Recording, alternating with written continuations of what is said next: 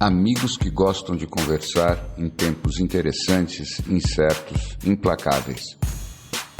Com o futuro suspenso e o passado cada dia mais distante, estamos aqui estacionados na condição humana, na tentativa de fazer uma nova vida funcionar. Cada dia é um passeio na neblina, e os elefantes estão soltos. Não usamos nomes, porque somos nós e somos ninguém.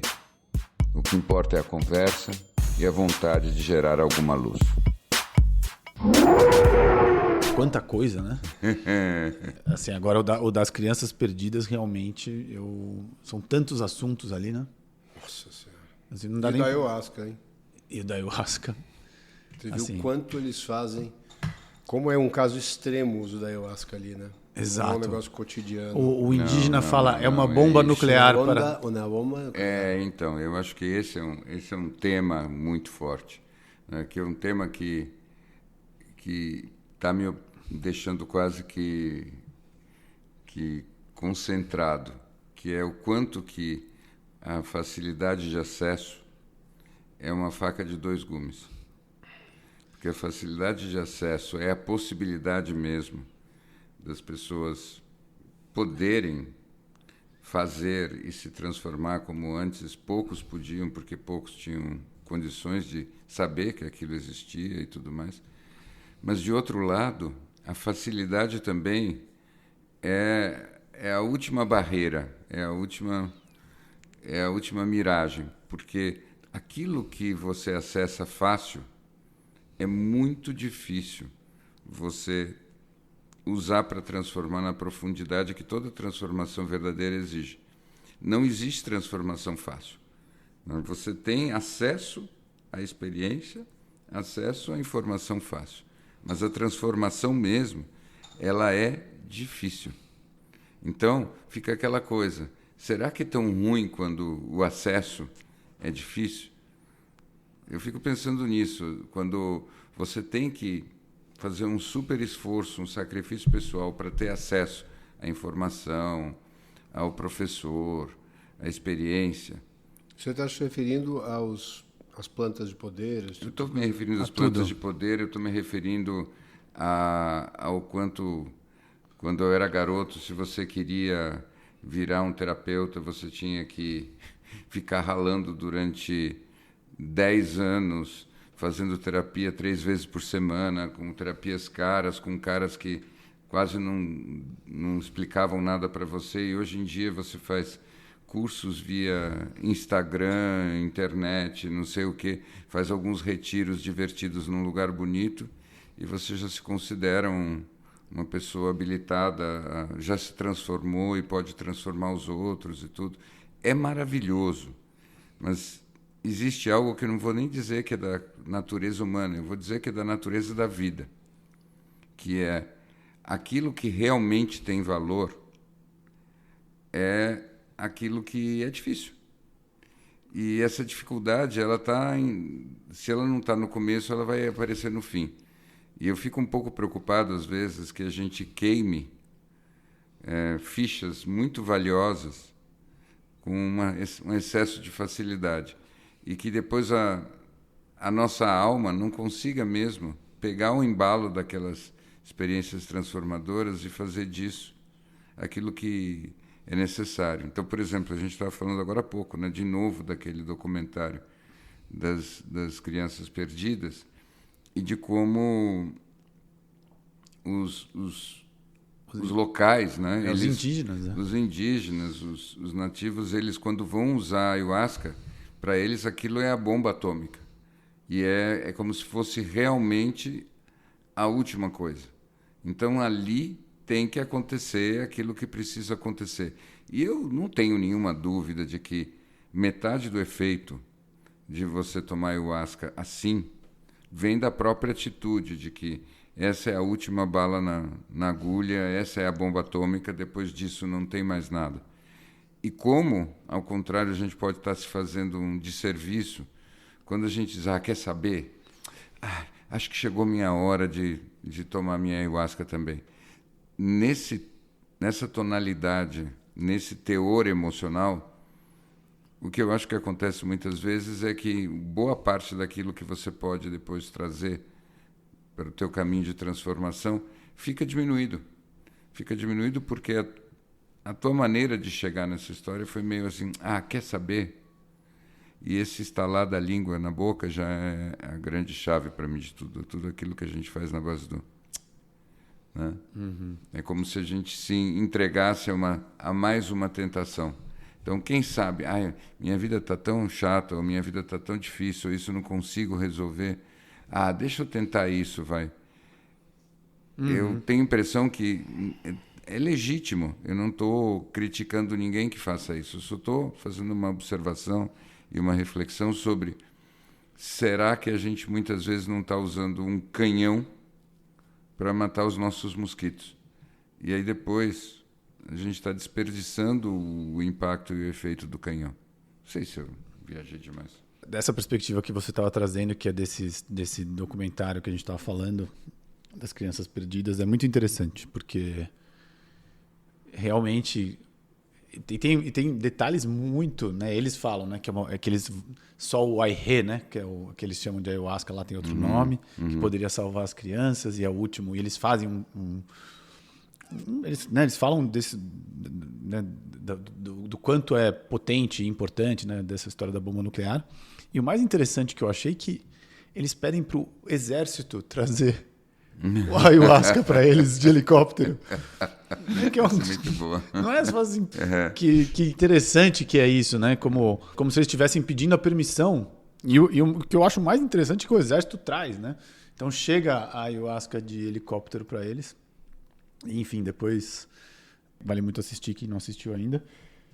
Mas eu acho que antes disso tem uma negociação, um ritual de negociação com a floresta, né? Sim. Com a energia da natureza. E tem até um negócio super emblemático que é, né, até aquele momento está chovendo ininterruptamente, ali o céu se abre depois e vem muito dos seres elementais ali, daqueles que o exército até tem dificuldade de entender, né? Porque eles são todos de formação super católica e eles falam, realmente a gente tinha essa sensação de ter seres andando entre nós aqui. Eu acho que a gente subestima talvez um pouco das energias ligadas a esses processos, né? E a gente descontextualiza um pouco onde eles são ministrados, como se fosse a mesma coisa fazer alguma coisa, né, no meio da selva e fazer no meio da cidade.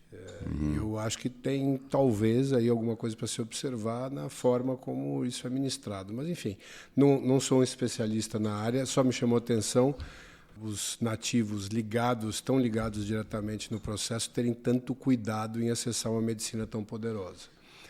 E talvez nós aqui do lado de cá, tratando isso de uma maneira um pouco mais... Eu vou pedir um hambúrguer no iFood junto com uma ayahuasca para esse final de semana. Né? Uma outra maneira de ler isso, assim, tem autores muito bons, aquele filósofo coreano, alemão, fala muito disso. Eu nunca tento pronunciar o nome dele, mas ele é o único. Sociedade do Cansaço. Ele tem outros livros, ele está falando muito agora também da perda dos rituais todos. Uhum. E me parece que o maior problema, colocando isso dentro de um outro contexto, mas para falar do mesmo assunto, é o quanto que na nossa sociedade o único ritual que permanece muito vivo e intenso e operante é o ritual do consumo. Uhum. Então você consome as coisas e esse é o grande ritual. E toda a qualidade de todos os rituais diferentes está um pouco enfraquecida. Então, assim, é curioso, porque mesmo nesse documentário você vê aquela riqueza ainda latino-americana que não, eu sou católico, mas eu sei da realidade dessas coisas. Exato. Não, assim, eu sou católico como se fosse assim, no meu time a gente não vai ali, mas a gente sabe que é completamente real. Então, eu queria só pegar um gancho nisso que vocês dois falaram, que é maravilhoso, que é assim... Também é um sinal dos tempos esse filme, né? Primeiro que eu acho que conta muito das guerras, das Farc, que exatamente tem um pano de fundo que era da guerra contra as drogas, né? Então, exército e indígenas brigando. Tem esse processo de cura todo, que eu acho que é um pano de fundo incrível. Daí, eu acho que também é o outro lado bonito do uso das plantas, de quantas pessoas estão acessando as plantas de poder, que, de fato, a gente está dando valor, de novo, para esse conhecimento ancestral. Eu sei que tem outros documentários que trazem isso à tona, de outros lugares, não exatamente do mesmo lugar, não necessariamente. Tem coisas interessantes na Colômbia, no Peru e tudo mais. Eu vou ver se eu preparo... Se eu vou atrás de fazer uma listinha, porque está na hora de trazer mais à tona essa fonte de espiritualidade latino-americana. Não tá? Tem alguma coisa bem na minha pineal me dizendo que esse negócio vai começar a bombar. Não, eu adorei ver aqueles meninos que falando assim, a floresta é o meu entorno, é onde eu vivo, isso aqui, por isso que eu fui.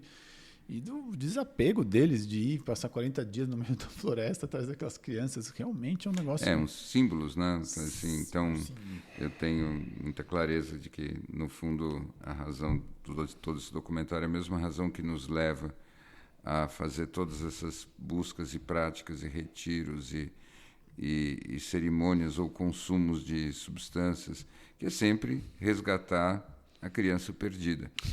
Cara, você sabe que você me falou, você me deu o gancho que eu queria justamente trazer aqui, e até, por acaso, né, estava comentando com vocês que eu fiz uma imersão bem profunda ontem, e estou com ela muito latente ainda aqui. A gente tem muito esse conceito de que, para ter essas experiências profundas, a gente precisa atropelar o ego, né? Passar por cima dele, porque ele é o inimigo. Inclusive tem um livro com esse nome, né? O Ego é o seu inimigo. O Ego é o inimigo, do Ryan Holiday. Ryan Holiday. E aí a minha sensação foi justamente o que é esse ego, né? E eu acho que a ideia dessa imersão especial era justamente chegar nessa criança, né? E essa criança, ela, aí salvo algum engano da minha parte, mas a minha impressão é que tem um momento, né, onde talvez fica mais claro o nascimento desse ego, que é quando essa criança, quase que ela coloca um prompt, né, tipo numa inteligência artificial, mas ela diz o seguinte: eu estou me sentindo com medo, desamparada, não ouvida, enfim, qualquer história, e o que aquela força que o ego devolve para ela é uma personalidade, uma persona que é para lidar justamente com essas dores todas, né? E a gente vive uma vida que claramente esse ego se conhece profundamente, vai se retroalimentando, ainda possivelmente das mesmas demandas daquela criança até hoje, né?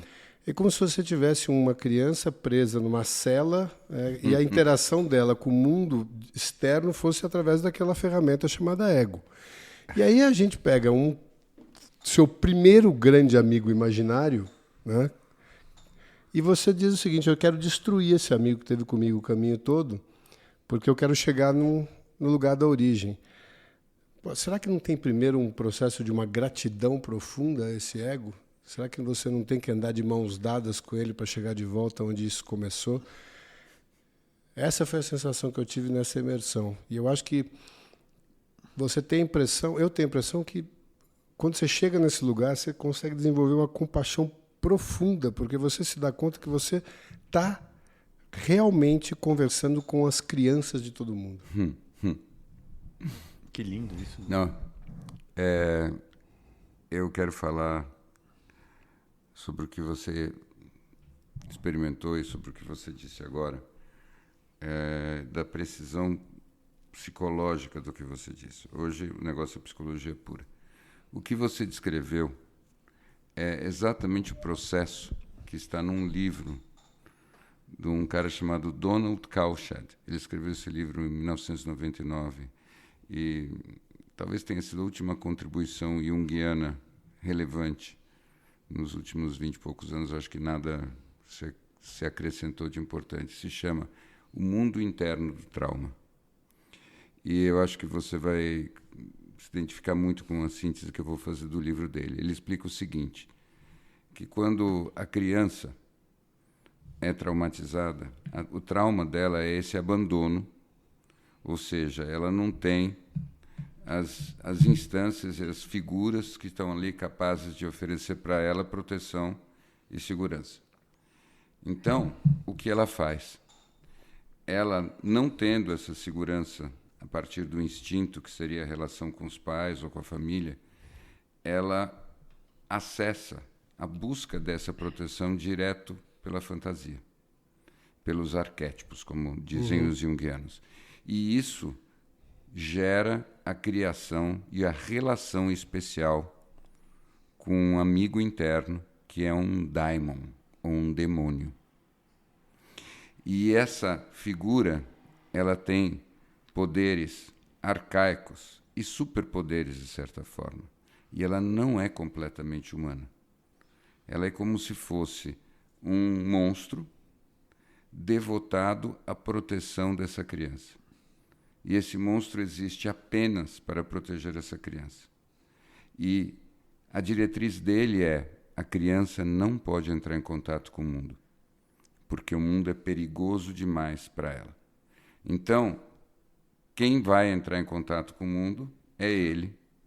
E ela fica, como você descreveu, fechada numa caverna ou numa cela. Mas não é porque ela está presa, é porque isso é a proteção dela.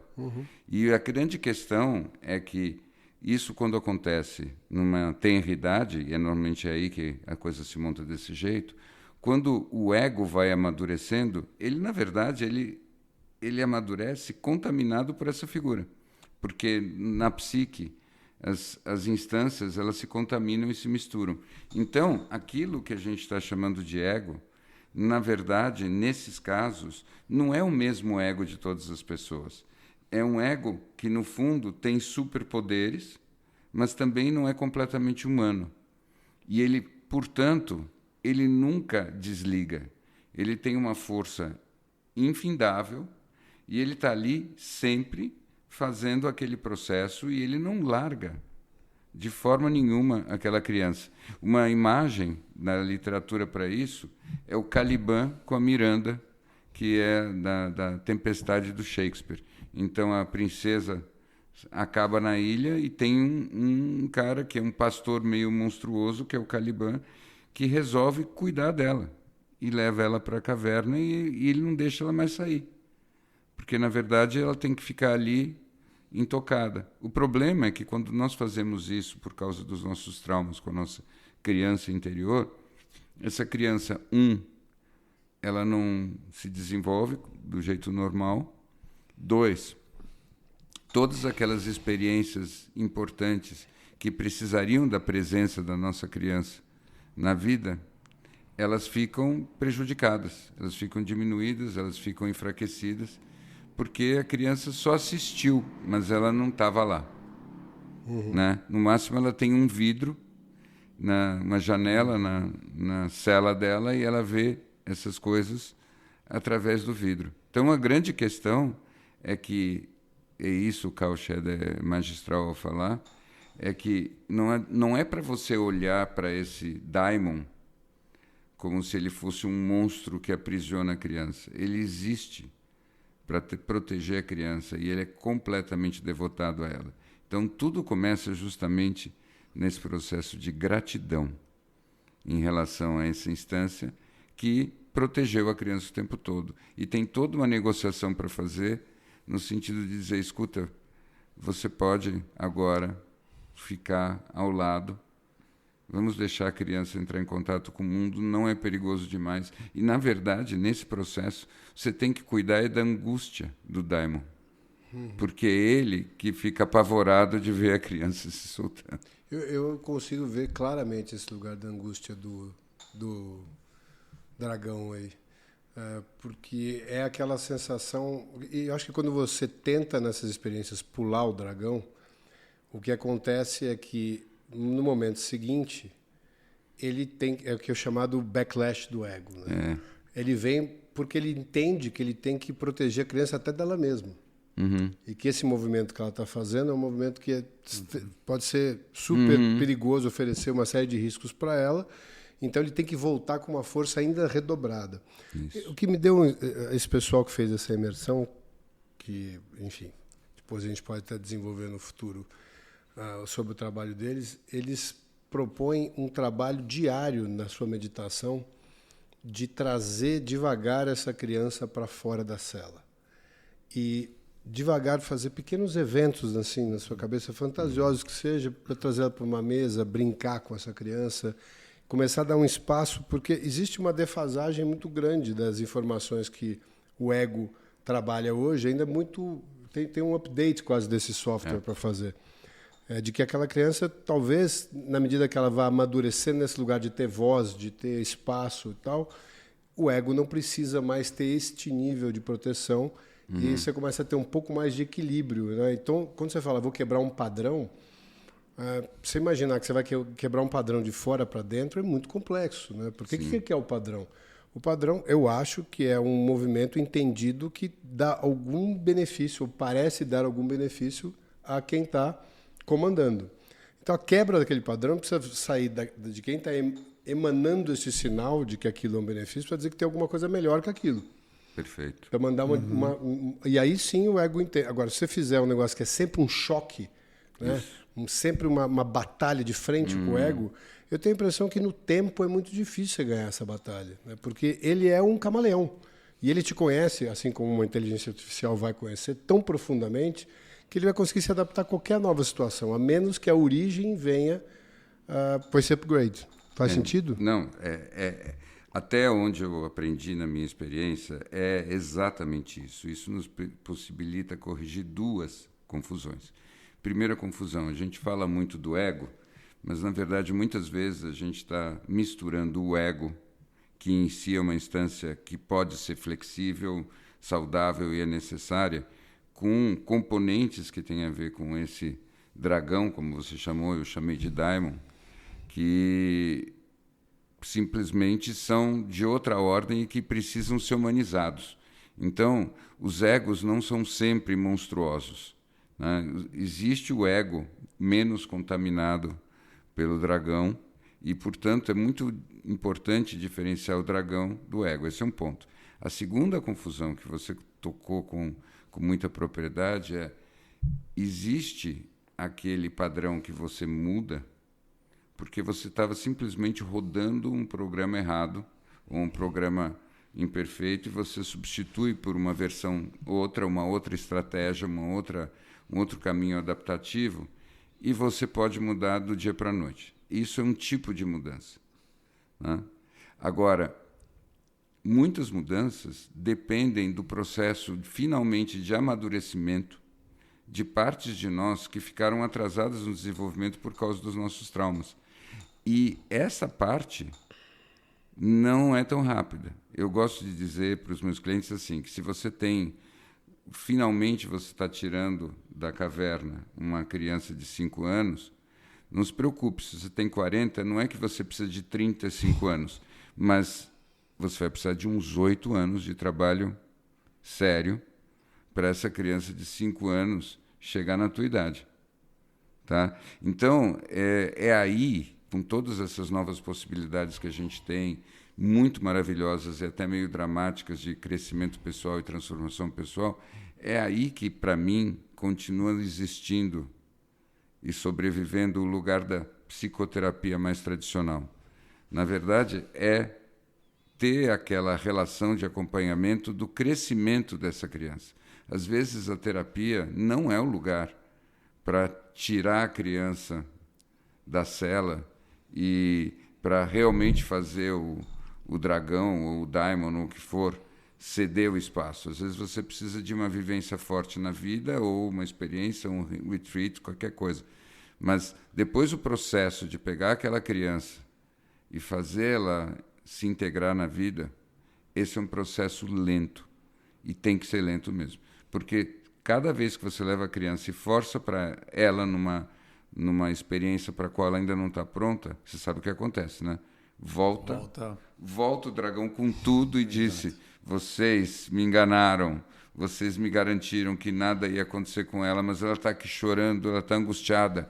Agora vocês não vão ter outra chance comigo durante não sei quanto tempo.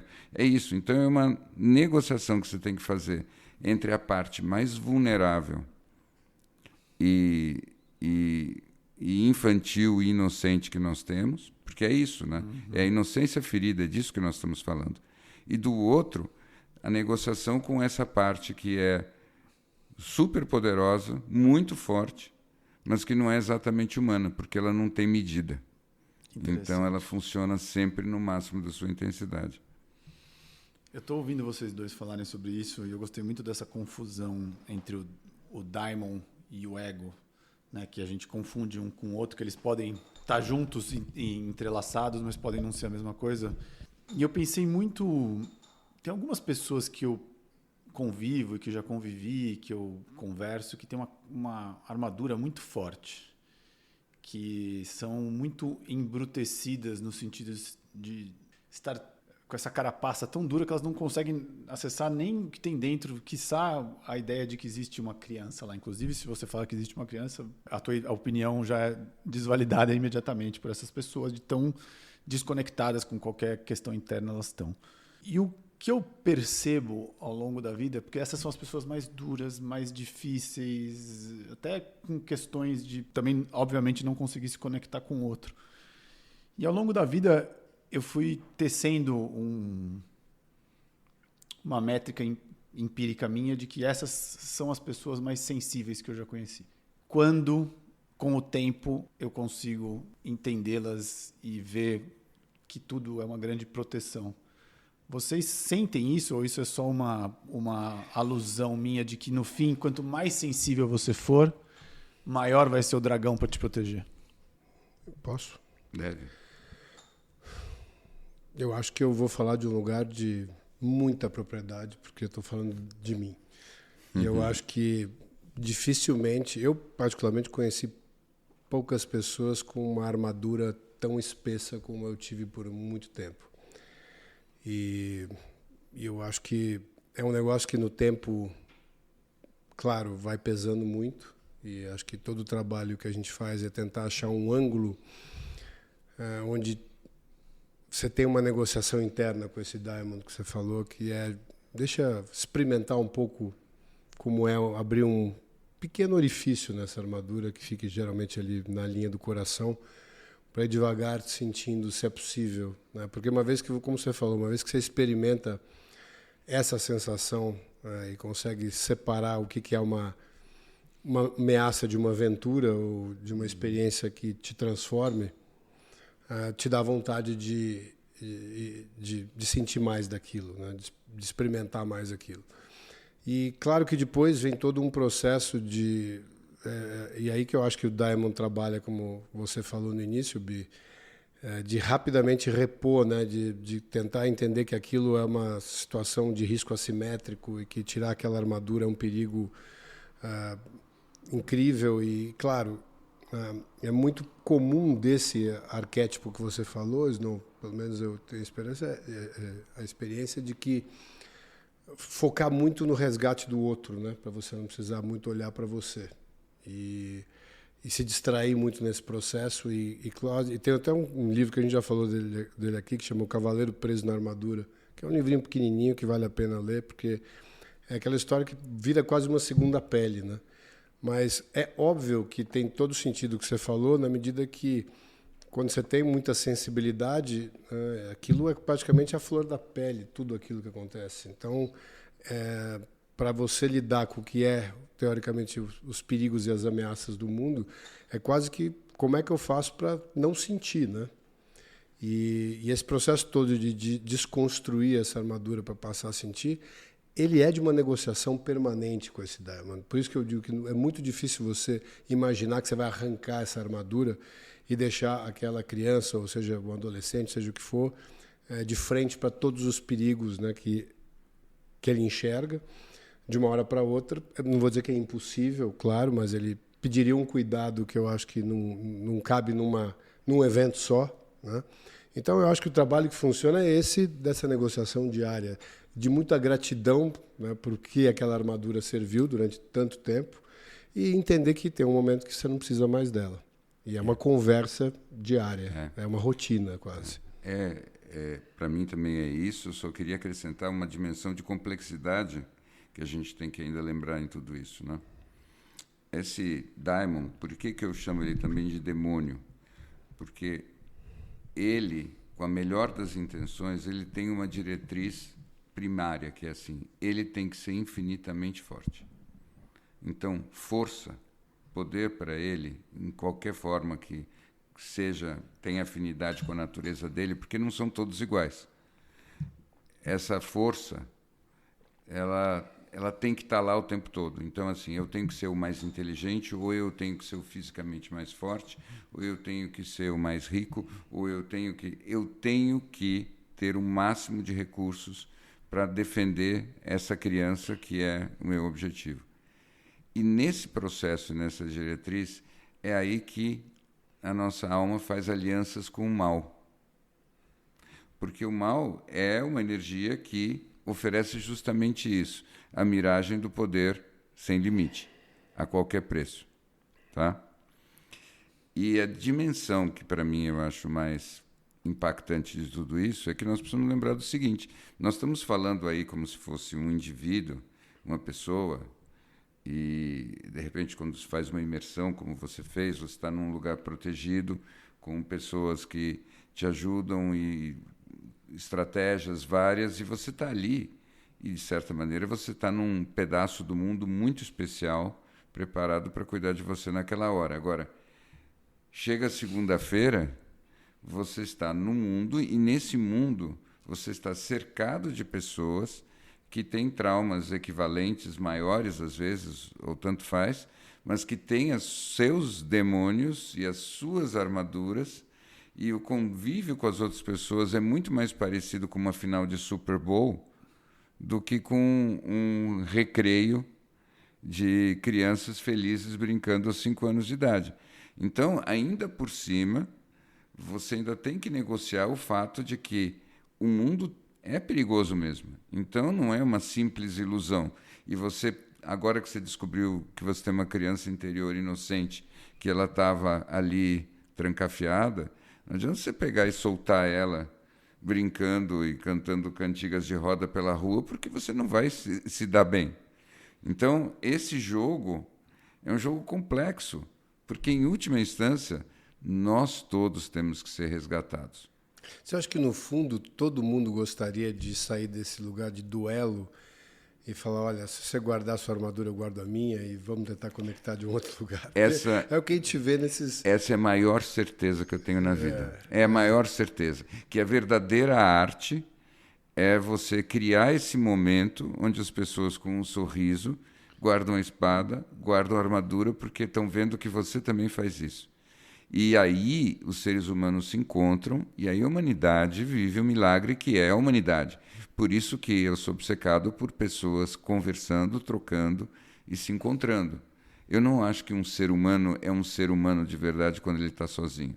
Eu acho que ele é um ser humano de verdade quando ele está desarmado diante de um outro ser humano desarmado. E isso não precisa ser uma coisa assim toda sentimental. Pode ser tranquilo, pode ser para trabalhar, pode ser para jogar, pode ser para fazer o que for. Mas você tem que estar fluido para realmente compartilhar com o outro. Eu acho que aí é que a humanidade começa. Posso, no espírito Gol 25, de que a gente vai para as coisas palpáveis,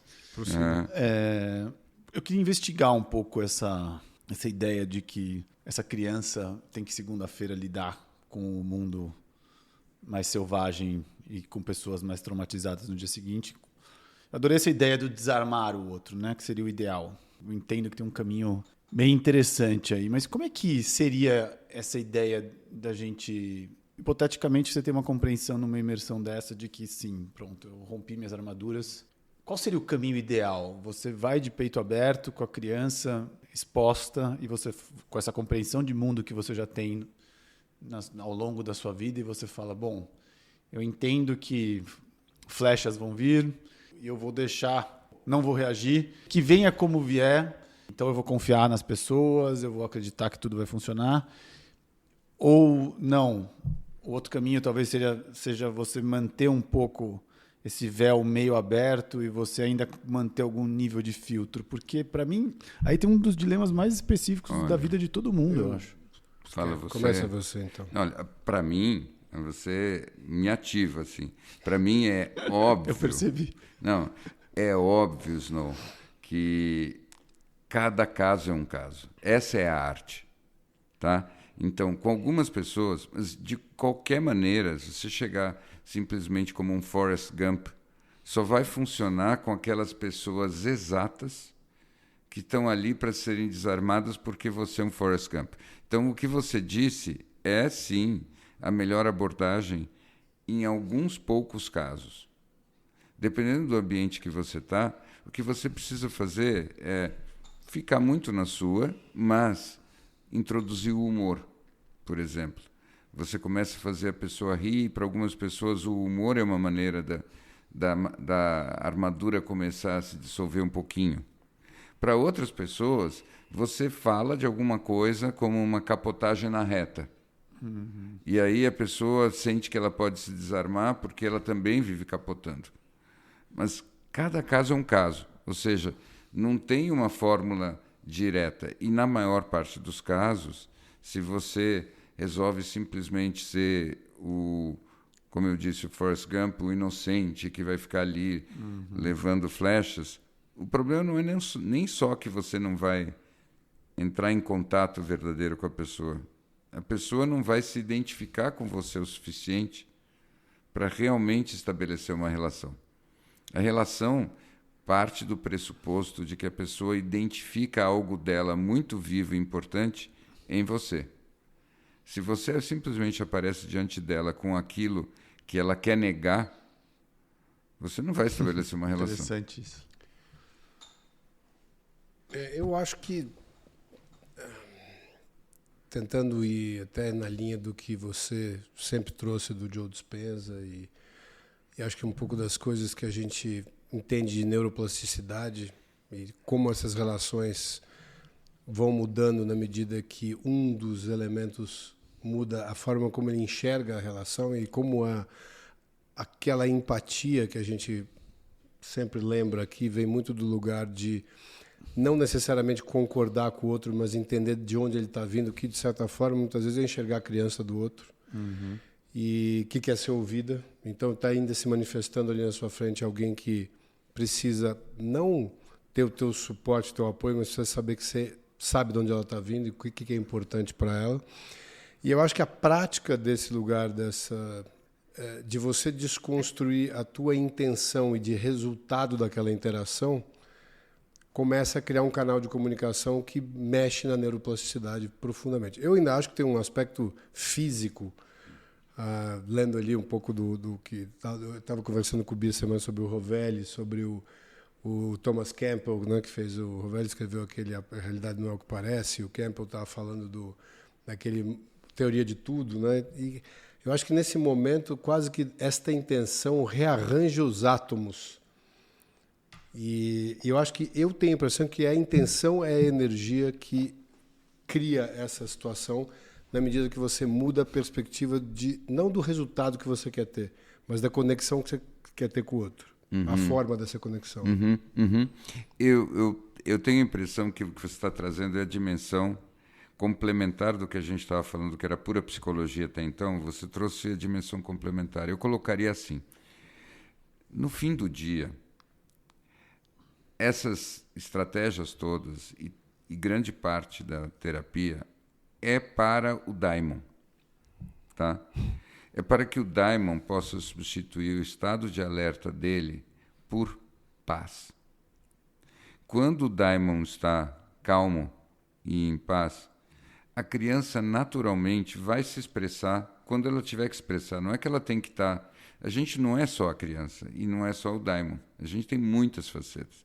Mas as nossas facetas vão se expressando e os milagres vão acontecendo. Então, o que acontece é que a energia de proteção do daimon impede a dimensão do milagre acontecer, impede a sincronicidade plena, impede os fenômenos de encontro vibracional, impede aquilo que o Joe Dispenza fala de uma forma mais quântica. De certo modo, grande parte do que a gente faz é driblar esse daimon o suficiente para a verdade que está por baixo poder acontecer. Porque o Daimon está sempre nesse estado de alerta, ele não relaxa. Ele me lembrei agora, fazendo uma associação livre, se vocês permitem, mas essa imagem entrou na minha cabeça, e agora eu vou contar porque deve ter alguma razão. Eu me lembrei agora do rosto, eu vi numa foto, de um soldado japonês numa ilha das Filipinas, que ele era o último sobrevivente na Segunda Guerra Mundial e que ele ficou 30 anos sozinho ali. Porque ele não acreditou que a guerra pudesse ter acabado e muito menos que o imperador Hirohito pudesse ter se rendido. E ele estava lá. Então, é ele. Esse é o cara. Esse é o cara em nós. E esse cara, ele precisa relaxar, ele precisa ter paz. E aí, eu não sei se já fizeram um documentário ou não, mas a história que eu mais queria ver na vida é o que aconteceu por dentro com aquele sujeito depois que ele foi ao Japão, voltou para casa, ou o que era a casa, ou o que era o mundo, 30 anos depois de ter ficado naquela ilha, naquela guerra que não acabava. Eu vou ver se eu encontro coisas sobre esse cara, porque essa é a história. E quantos de nós ficamos nessa guerra que não acaba sem ter a desculpa de estar na ilha e não saber que a guerra acabou, né? Sim, mas nós estamos nessa ilha. A gente esquece da energia dopaminérgica que existe nesse lugar da guerra, né? A guerra, ela nutre vários aspectos da nossa personalidade, eu acho, né?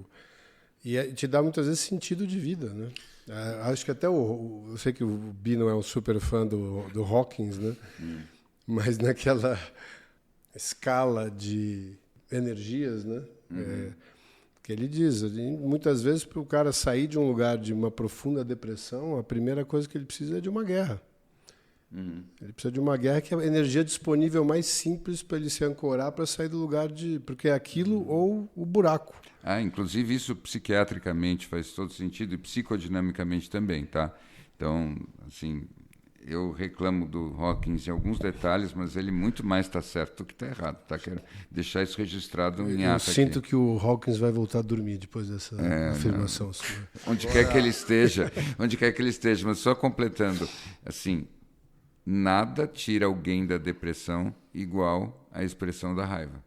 Tá? Porque, essencialmente, do ponto de vista psicodinâmico, depressão é raiva de você mesmo.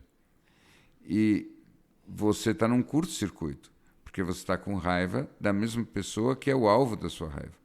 Quando você consegue pegar aquela energia e primeiro colocá-la num outro objeto fora de você, você sai do pior da depressão. Você tem um movimento, aí as coisas começam a acontecer. Então, vale a pena ficar bravo para sair da depressão. Bia acabou de definir os exércitos online polarizados por aí. Agora, eu queria fazer, porque no fim, o que a guerra te dá também é uma lente, não é? Sobre o mundo. Porque uma das coisas que eu vejo também quando eu estou com pessoas muito irritadas e que estão com uma guerra interna, tudo para elas é uma guerra, né? Não, essa pessoa está fazendo isso para mim, isso aqui não sei o quê, esse cara tá, assim, é uma lente para o mundo em que o mundo está ali todo para guerrear com você, né? E quando você muda a sua energia, essa história que você traz das intenções e de tudo, das meditações, do Joe e tudo mais que a gente sempre fala, eu acho que o que você muda também é esse olhar de que talvez aquela pessoa nem saiba da minha existência, né? Talvez eu estou confundindo o problema dela com o meu, porque tem um elemento que eu vejo que é muito palpável, que as pessoas que estão bem e que estão em paz com o Daimon apaziguado, elas conseguem passar uma vida também... A segunda-feira selvagem para elas é bem menos selvagem, né? Isso. Eu acho que a gente sai de um pensamento autocêntrico, compulsivo, obsessivo. Sim, perfeito. Onde nós somos indubitavelmente o centro do universo de todas as pessoas e, portanto, é muito fácil para esse Daimon também usar como uma das possibilidades que você é uma vítima de tudo, uma vítima do mundo, e te dá essa possibilidade de entrar no mundo com muito menos responsabilidades. Porque sair desse lugar é uma responsabilidade que não é todo mundo que quer encarar, porque tem ganhos secundários grandes aí.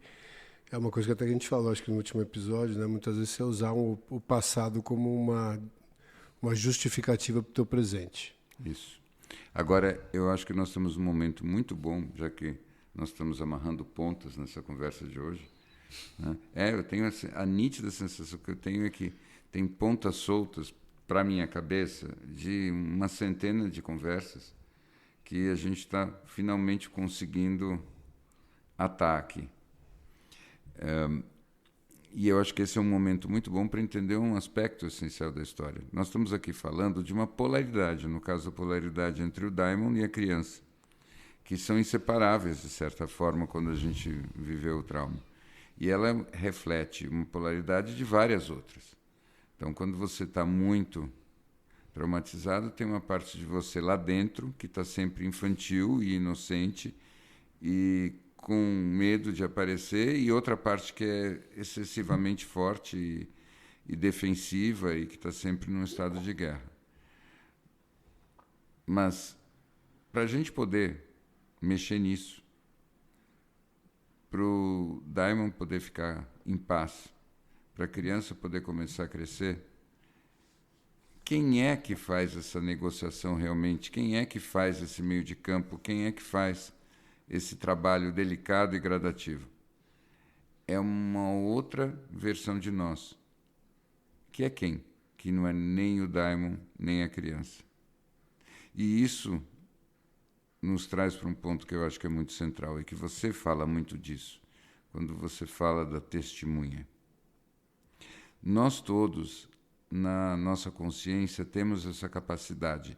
Essa é a capacidade primordial da consciência, que é de arranjar um outro ponto de visão, uma outra perspectiva para olhar tudo o que está acontecendo de fora.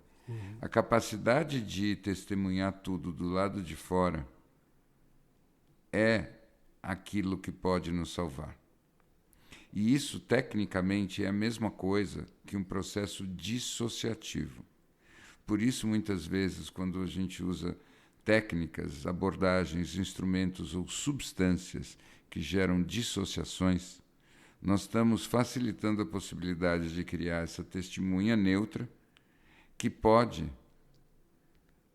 olhar para essas diferentes perspectivas e fazer um jogo entre elas. E isso não é que sempre precisa acontecer de uma forma muito dramática. Existe uma técnica, por exemplo, que se chama diálogo das vozes. Já falamos disso, eu acho. Eu já participei disso. Então, é incrível. Então, você pega e bota uma parte tua para falar, se expressar, depois você muda de posição, muda de cadeira e bota outra parte sua para falar. Você pode botar a tua criança para falar, o seu daimon para falar, e depois, no fim, toda boa sessão de diálogo de vozes, o que acontece? Você vai para o lugar da testemunha, que olha para todas as partes sem ser nenhuma delas. Porque é ali que vai acontecer a integração.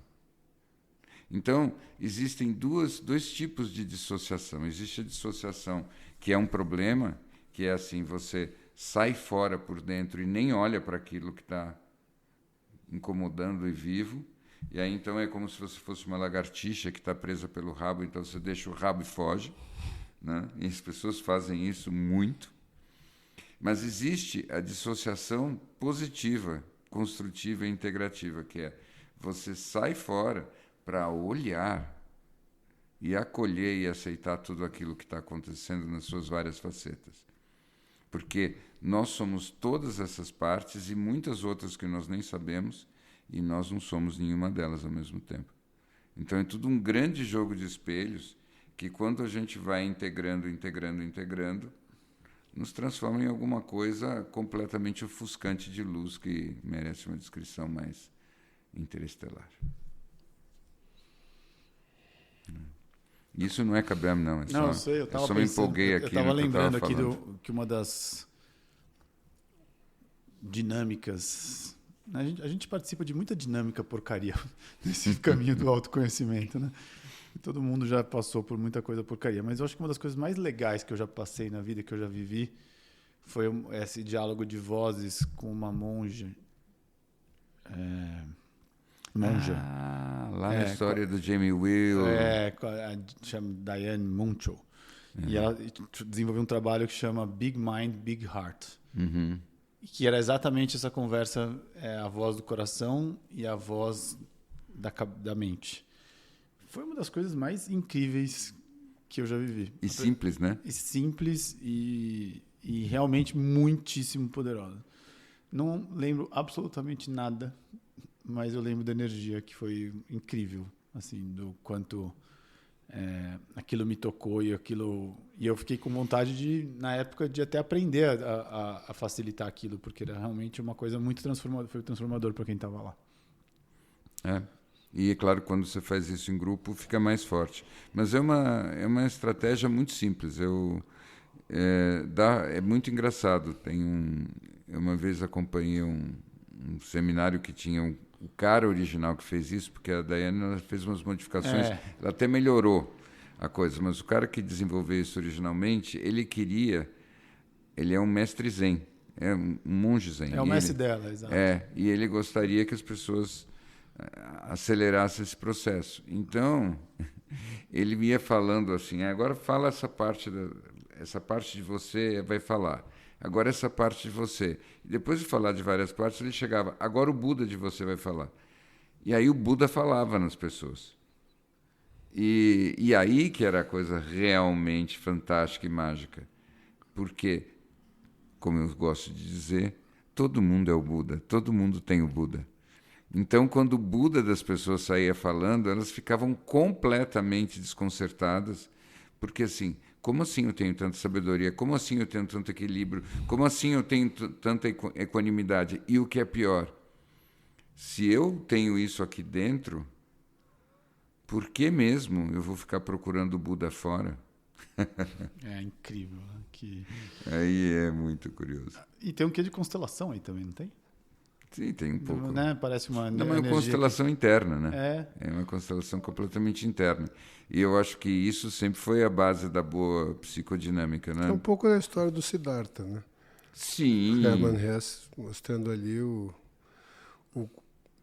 teu caminho sempre passa por você. É um caminho único. É o que você fala aqui sempre a gente não estar emulando o caminho dos outros, mas tentar descobrir qual que é a nossa história, né?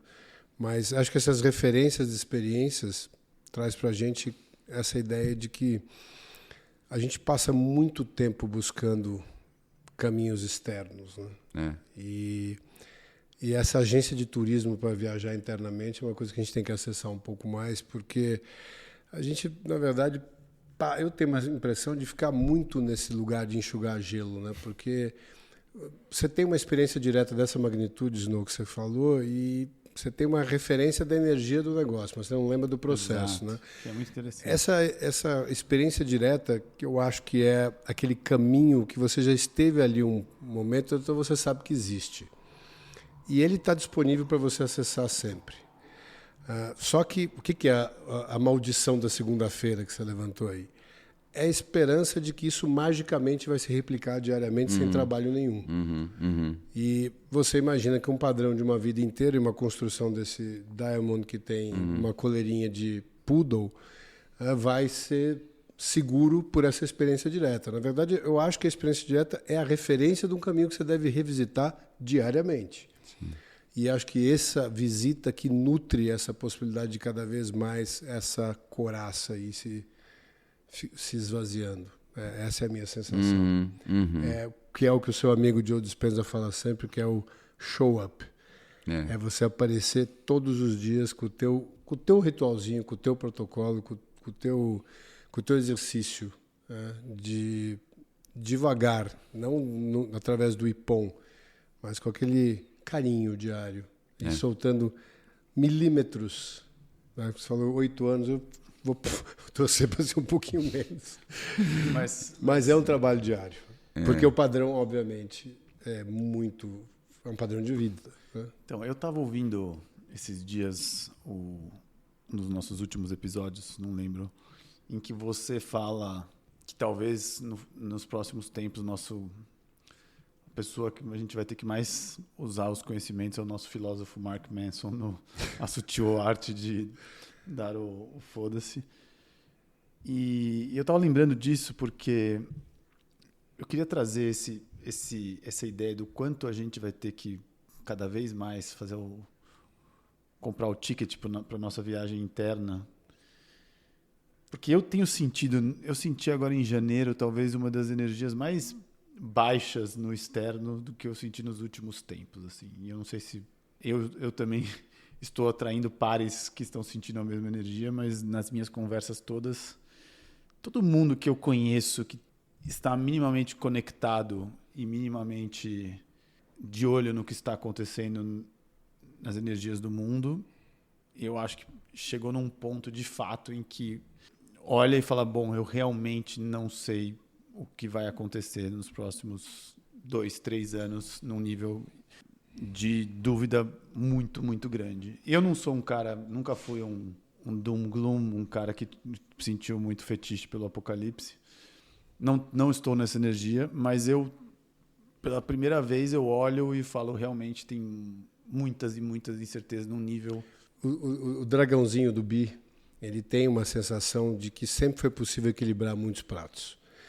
E que era muito possível você usar todo o seu conhecimento do passado para projetar o futuro. E, de repente, se está diante de você um futuro que tem um nível de incerteza e de tantas variáveis que este caminhozinho que o ego faz é muito exaustivo. Então, a segunda opção é falar, se eu não tenho absolutamente nenhuma capacidade de equilibrar todos os pratos, ou eu permito cogitar a possibilidade de alguns deles quebrarem, ou todos eles, e estar numa paz absoluta com isso, porque, na verdade, esta paz ela é provavelmente muito mais completa da sua capacidade de equilibrar mais pratos. Sim. Só que tem um processo aí que é você estar em paz com a ideia de que você, finalmente, tem certeza absoluta que você não tem controle. Embora você tenha tido todos os indícios a vida inteira. Amém. Eu diria o seguinte, para o que nós estamos falando aqui nessa conversa, esse cenário externo é uma grande oportunidade, essencialmente. O Gol estava falando do enxugar gelo. A maior enxugação de gelo que a gente faz é justamente todo o tempo que nós gastamos fazendo a gestão da vida como se ela sempre estivesse funcionando e progredindo na direção que a gente espera e imagina, porque, afinal, é isso que estará acontecendo na vida de todas as pessoas que são referências para nós e nós não queremos ficar para trás, certo? Então, essa é a maior procrastinação da nossa existência. A maior procrastinação da existência é gastá-la tentando fazê-la funcionar. Tá? Essencialmente, nós temos todas essas partes dentro de nós. Como vocês podem imaginar, botar tudo isso junto para funcionar de uma forma coordenada é quase que uma impossibilidade. Mas a grande vantagem de nós sabermos que nós somos várias partes diferentes é que nós podemos sintonizar com a nossa consciência nas características de uma parte ou de outra, dependendo da situação. E aí, Snow, o que me parece, e eu acho que esse é o componente mais esperançoso do que eu posso te dizer, é que é perfeitamente possível, independente das circunstâncias, você começar o dia acordando como se você tivesse 5 anos de idade e fosse o primeiro dia de férias. Isso não é não ter nenhuma preocupação, isso não é ficar alienado, isso não é desligar do dia, mas é simplesmente sintonizar com aquela parte de você que, justamente porque está há pouco tempo aqui e é muito inocente, ela é pura expectativa e pura abertura. Nós não sabemos nada do que vai acontecer, mas vai ser muito interessante estar vivo para assistir. E isso muitas vezes, é o que vai nos trazer toda a energia que a gente precisa para enfrentar os obstáculos, para ter inspirações, para encontrar pessoas com quem a gente possa viver outras coisas que não sejam a competição e o medo. Então, se você está nessa energia de dentro de mim, no fundo, eu sou uma criança, e eu sou mesmo, e esse mundo é muito velho, e eu sou muito novo, e eu não entendo como isso funciona, nem onde isso vai parar. O exercício é poder viver isso sem ser o tempo todo a partir do daimon que está desesperado tentando controlar aquilo que não pode controlar. Né? Que tenta o tempo todo fazer aquele trabalho de Sísifo, tempo todo compulsivamente se esforçar naquilo que é impossível, mais ou menos como se ele estivesse tentando enxugar uma pedra de gelo.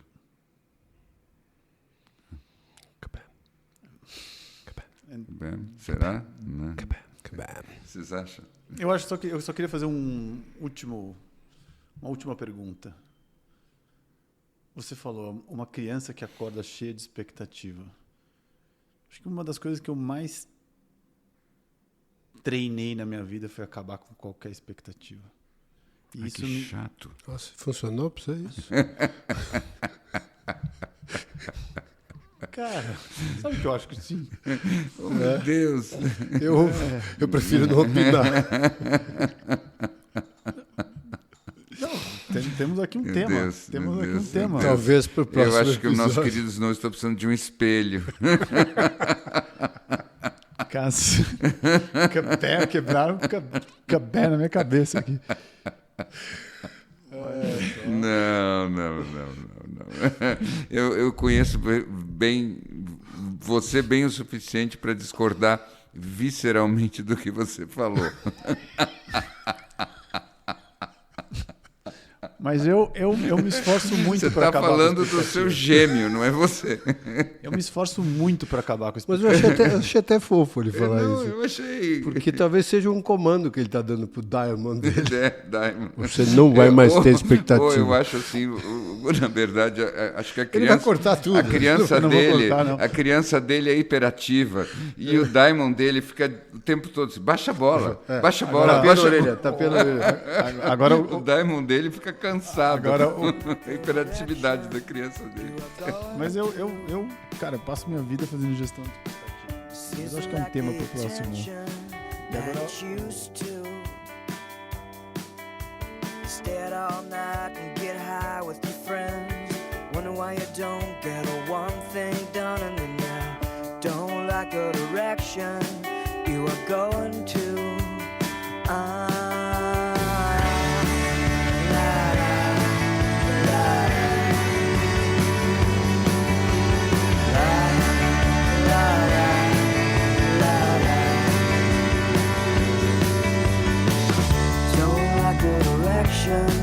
You have come to.